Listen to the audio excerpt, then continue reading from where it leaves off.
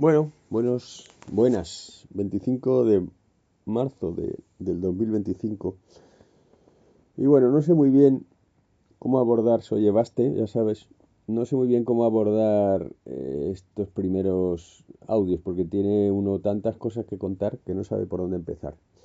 He estado oyendo un vídeo de un canal que se llama Argentinismo, que ha sido publicado pues hoy o ayer, hablando de que si sobre Villarroel, poniendo unas declaraciones que ha hecho en un encuentro sobre familia, etcétera, etcétera. Eh, bueno, aparte que el titular lleva engaño porque dice que se arrodilló o no sé qué, o bueno, como que se disculpó ante Milei, pues en todo el vídeo no se ve ningún tipo de disculpa, sino se ve claramente que se está haciendo un posicionamiento personal y político para diferenciarse del presidente, porque ella aspira a ser antes o después presidenta de Argentina. Y yo creo que lo va a ser, aunque sea de una manera eh, transitoria y dentro de 20 o 30 o 40 años. Está claro que es su objetivo de vida llegar a ese lugar, y cuando alguien tiene un objetivo de vida de llegar a ese lugar y ya relativamente joven es vicepresidenta, pues evidentemente lo va a acabar consiguiendo, ¿no? Entonces ella se quiere posicionar en un lugar diferente de Milei, porque si se posiciona en el mismo sitio, pues va detrás de él. Y para eso pues ha hecho una especie de extraño alegato en estos tiempos, digamos, defendiendo una serie de valores que considera que son valores inalterables y valores indiscutibles, que por supuesto, como cualquier otra conclusión, igual que las mías, son absolutamente discutibles, ¿no? Entonces, en ese vídeo se posiciona,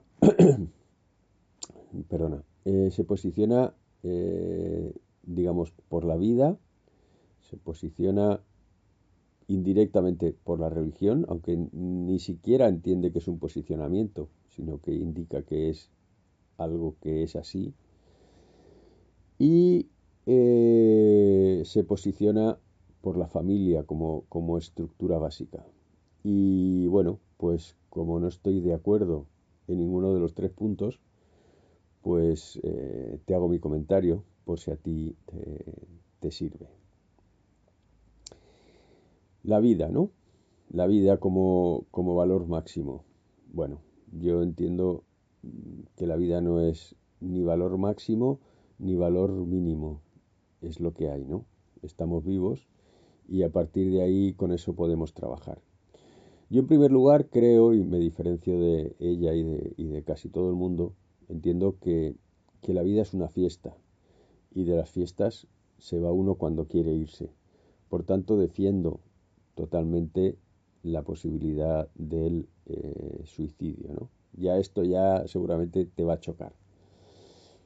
Evidentemente, y ya me irás conociendo, si no me conoces ya, entiendo que uno puede tener un momento débil o un momento de trastorno, digamos, mental momentáneo, y evidentemente, pues me parece bien que se establezca algún tipo de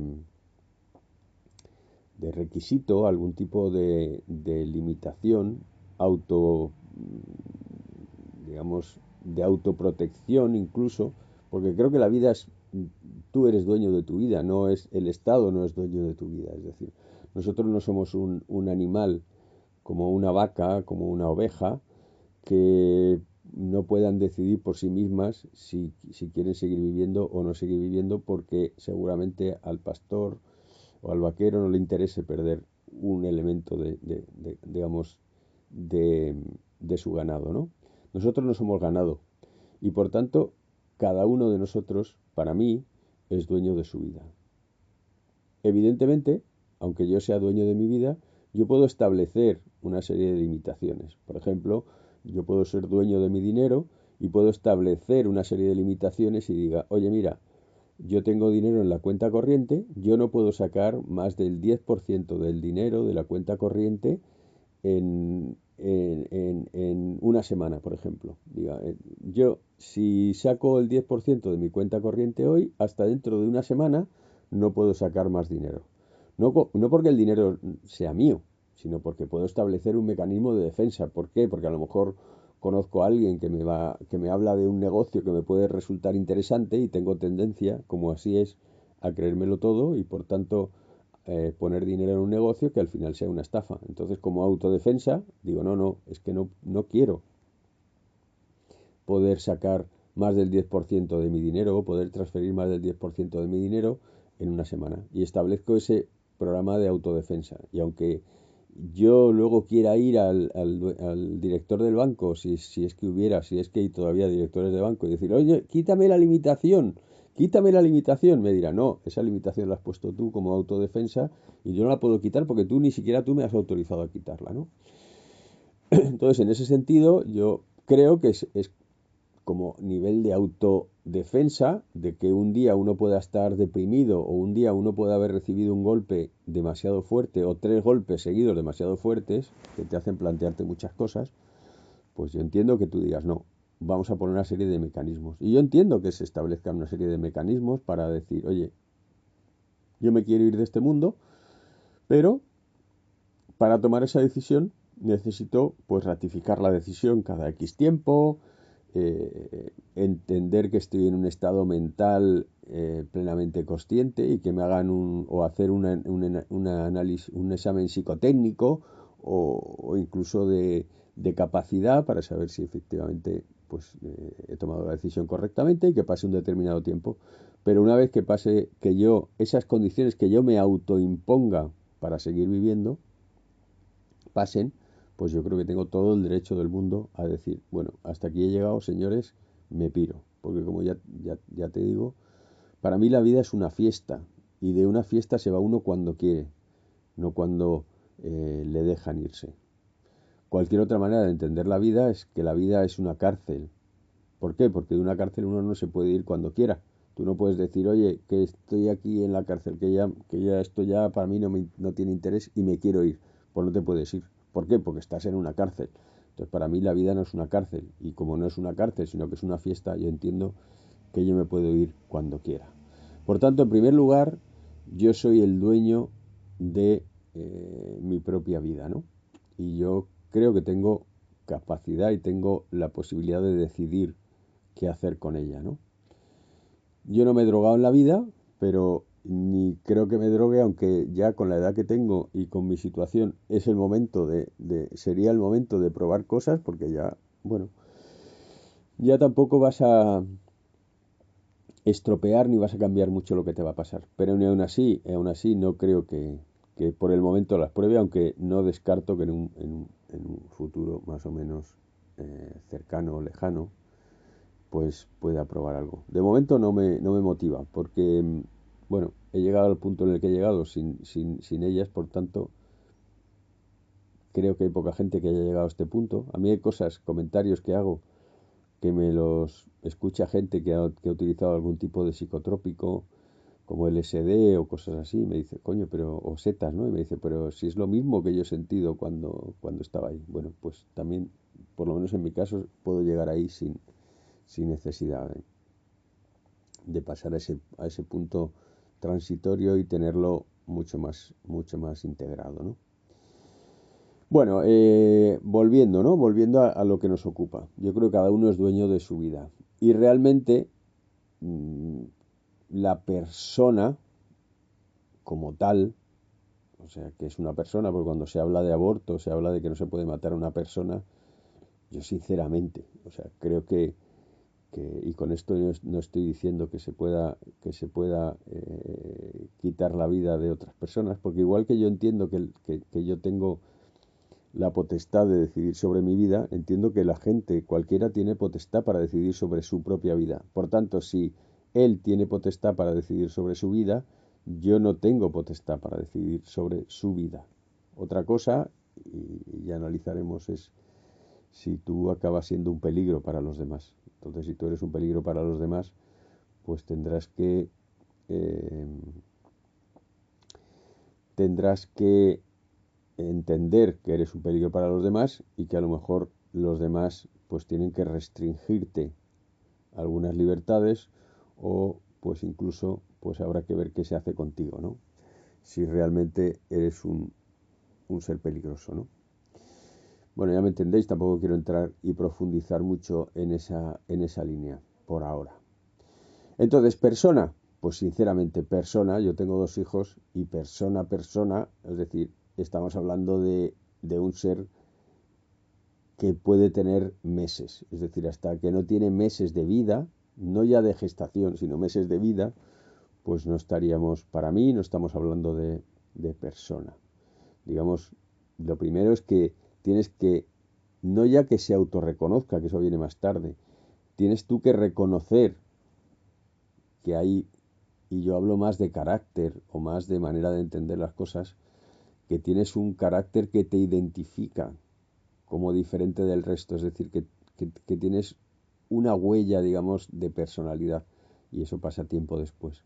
Por tanto, yo no entiendo que cuando hay una gestación, cuando se produce una fecundación del óvulo por el espermatozoide, en ese momento se genera una vida. Bueno, en ese momento se abre un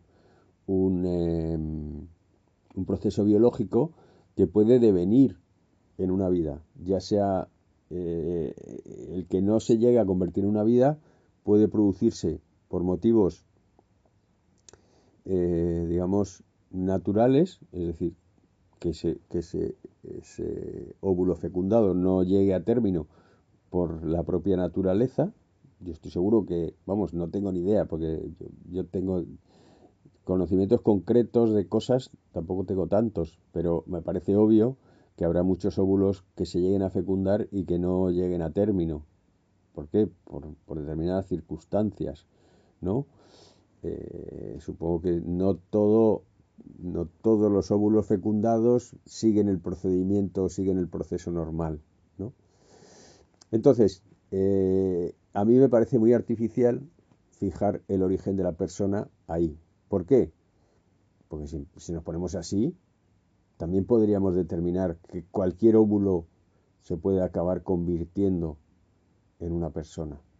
Podemos determinar que cualquier espermatozoide, imaginaos la cantidad de espermatozoides que hay, se podría convertir en una persona, porque digamos que potencialmente podría ser. Por tanto, si tú ves una persona con la que te apetece tener sexo y no lo tienes porque hay una barrera social, cultural, hay una barrera o simplemente no quieres tener hijos, pues también estarías cercenando la vida de alguien. Por tanto, no creo que la fecundación, el momento de la fecundación, sea el punto en el cual esa vida aparece. Todo eso está muy relacionado con la religión, así que, bueno, ya llegará a ese punto también. Así que yo no creo que ese punto sea el punto, ¿no? Evidentemente, bueno, pues ya hay una fecundación, ya hay una posible vida, y esa posible vida, pues a mí no me parece que, digamos, no haya que respetarla. Esa posible vida, pues está en manos, y en eso también supongo que seré polémico, en manos de sus progenitores, su papá y su mamá. Y en ese momento, eh, esas personas tienen, digamos, que pasar un determinado proceso y pueden decidir que quieren pasar ese determinado proceso o no. Sobre todo en un mundo tan agresivo como el actual. En este mundo se nos habla de muchas cosas, pero es muy agresivo con la persona. Es decir, tú tienes que valerte por ti mismo y tú tienes que solucionarte tu vida, porque nadie te va a ayudar a solucionar tu vida, porque sí. Es decir, puede haber gente que puntualmente te eche una mano, pero no existe una oficina en la cual uno vaya y diga, oye, mira, no tengo dónde vivir, no tengo dinero, no tengo nada, deja que tenga una vida. No, te dirán, no, tú búscate la vida, búscate tus soluciones. Y en este caso, ese óvulo fecundado, pues tiene que transitar un periodo en el cual va a depender de sus progenitores. Inicialmente mucho de su madre y posteriormente pues también ilegalmente de su padre.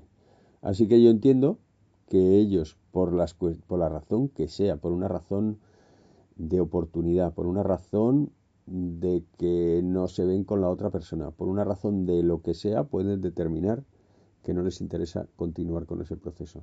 ¿Por qué no pueden determinarlo? Si de momento ese proyecto de vida depende de ellos. Entonces, en ese caso, para mí, creo que los progenitores, y hablo de los dos, pueden decidir sobre qué hacer. Evidentemente, la decisión eh, tiene, para mí, y por la propia biología, y es lo que pienso ahora, pues tiene digamos, dos líneas. Por una parte, la masculina, es decir, el padre, que puede decidir, yo no quiero ser el padre de este ser, y por tanto no quiero tener las responsabilidades legales que devienen de este ser.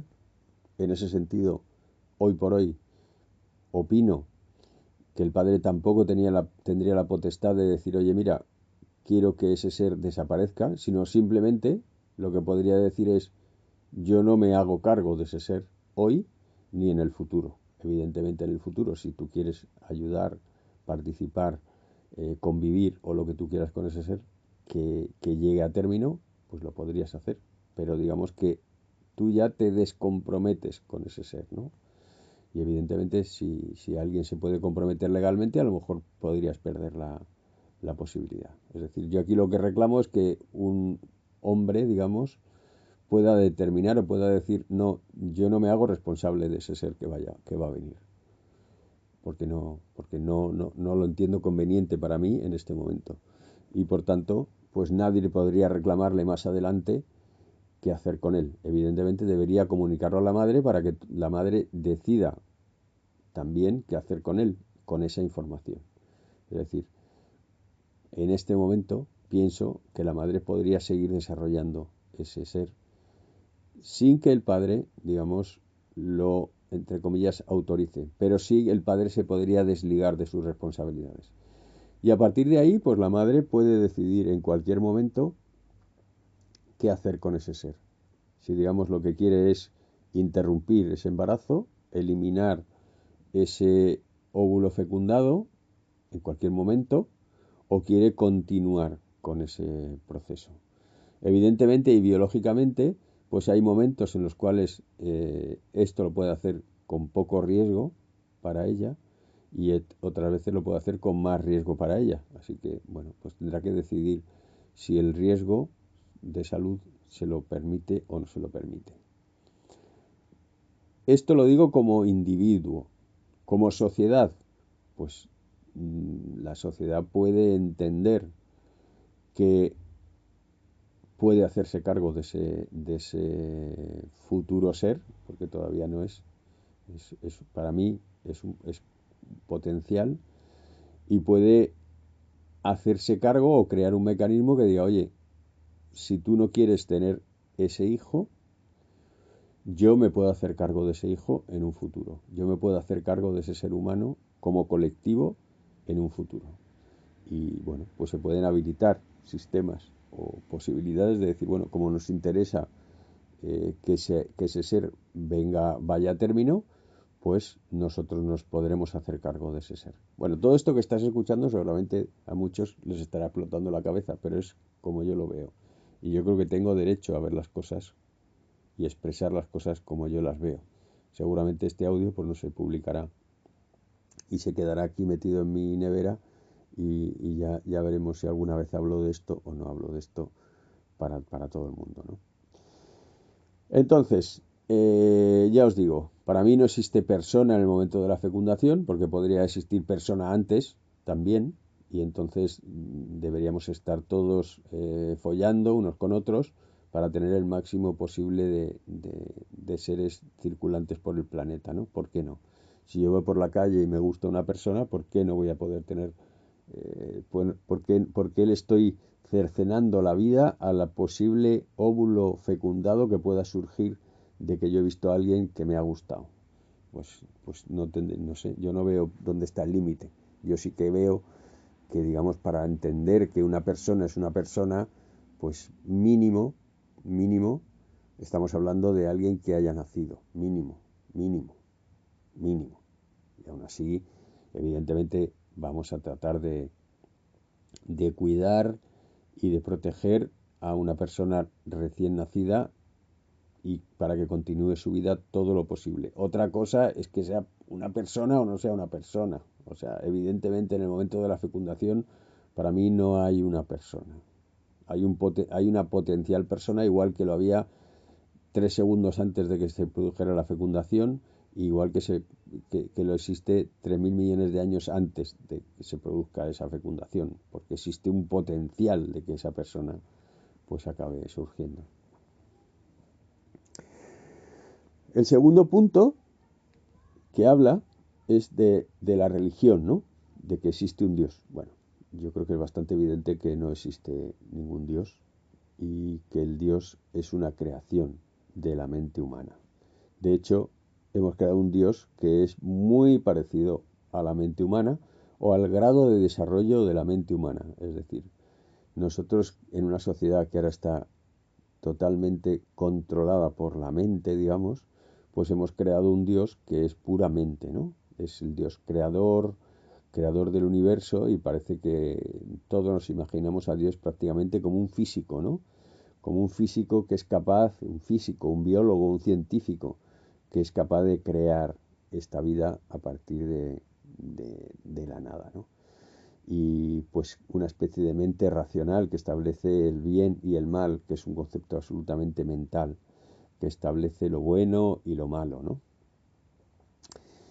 Por tanto, pues tampoco creo que Dios exista, y por tanto no creo que encarne a un ser en una biología ni nada por el estilo. Por tanto, en todo lo que tiene que ver con la creación de seres humanos, los embarazos, los abortos, etcétera, etcétera, si no existe Dios, no hay posibilidad de que intervenga esa idea de Dios, o que yo a esa idea de Dios le ponga una voluntad que es mi voluntad, no la voluntad de, entre comillas, de Dios.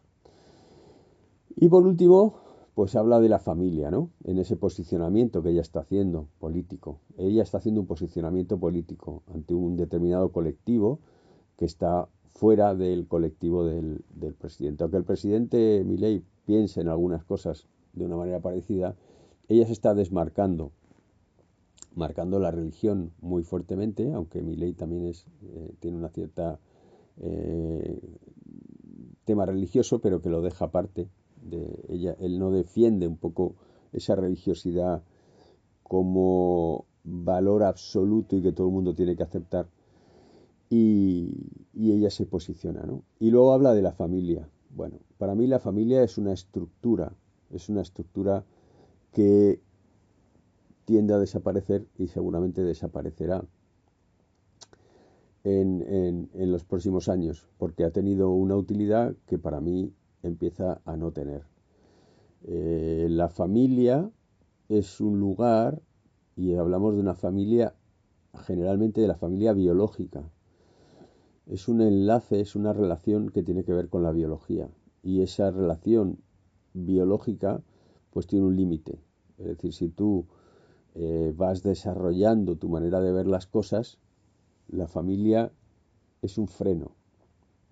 La familia, igual que las pandillas que se dan mucho en la zona del País Vasco y Navarra, en el norte de España, digamos, la cuadrilla, la familia, son estructuras que no te permiten evolucionar. Son estructuras que es como, por así decirlo, un volante de inercia. Son estructuras que te impiden ir pensando de manera diferente, porque la familia, digamos, te obliga a una cierta lealtad a los miembros de la familia y a la manera de pensar de la familia. Es decir, es un freno a tu propia evolución. Y es una estructura que ha tenido seguramente sentido en una determinada época, con unas determinadas circunstancias, y que hoy por hoy ya no tiene sentido. Estamos hablando de relaciones entre personas que tienen que ser más íntimas y que seguramente hoy por hoy, y para las personas que están en ese, digamos, nivel de conciencia, llamémoslo así, pues tiene sentido. Pero tiene sentido cada vez un periodo de tiempo más corto. Las relaciones cada vez duran menos. Antes duraban más por varias razones. Básicamente porque lo necesitábamos, porque económicamente era una estructura que nos permitía reproducirnos y tener hijos. Hoy en día no necesitamos esa estructura. Y por tanto, como no hace falta esa estructura, pues puede que sea, la podemos utilizar o no. Para mí la familia, eh, en cuanto a mi evolución, ha sido un elemento restrictivo. Es decir, he tenido que romper de alguna manera con mi familia y he tenido que no compartir muchas de estas cosas con mi familia porque ellos piensan de manera diferente. Y cuando hablamos de cosas tan profundas como, por ejemplo, creer en Dios o este tipo de cosas, el salir, digamos, de estas creencias te hace romper mucho con tu familia. Así que no creo en la familia biológica, creo en un grupo que esté más conectado por otras cosas que por la biología. Evidentemente la biología conecta y la familia y la gente con la que tenemos una relación biológica son muy interesantes para nosotros porque nos hacen darnos cuenta muchas veces de nuestras reacciones, de por qué hacemos lo que hacemos y por qué somos como somos. Y en ese sentido a mí me gusta tener relación con los miembros de mi familia, porque me ayudan a entender. Yo veo a mis hijos y me ayudan a entenderme a mí y yo entiendo cosas que hacen ellos y seguramente les puedo ayudar a entender cosas por reacciones o cómo funcionan. Pero no entiendo la familia como valor absoluto. No entiendo como la familia como el espacio en el que tenemos que vivir continuamente y permanentemente. Yo tengo una visión mucho más dinámica de la vida que la que puede dar una familia. Y bueno, pues con esto y un bizcocho, creo que he hablado de estos temas controvertidos y que bueno, ya veremos si esto se acaba publicando en este formato, que creo que no, o se queda aquí durmiendo el sueño de los justos.